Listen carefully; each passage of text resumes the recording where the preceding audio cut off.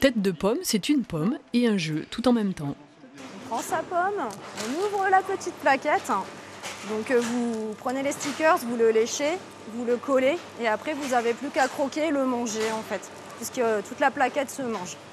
L'idée de Tête de pomme, en plus du jeu, c'est de proposer aux enfants de tout petits fruits, plus adaptés à leur appétit que ceux qui sont ordinairement servis. Côté producteur, l'aubaine, c'est aussi d'écouler les pommes hors gabarit, trop petites pour les étals. Et ça marche. Depuis le lancement du concept, il y a 6 mois, 100 000 barquettes de Tête de pomme ont été vendues. Tant et si bien qu'ici, on réfléchit à convertir les vergers qui l'ont vu naître à cette production spécifique. On va nourrir différemment nos vergers, on va adapter aussi les variétés, bien évidemment. Et surtout, pour pouvoir continuer à produire de la Jonagol en Picardie, on va essayer de leur en mettre beaucoup plus de fruits sur l'arbre pour pouvoir avoir des plus petits fruits. Comme pour n'importe quelle production agricole, il faut jouer avec les aléas et la météo.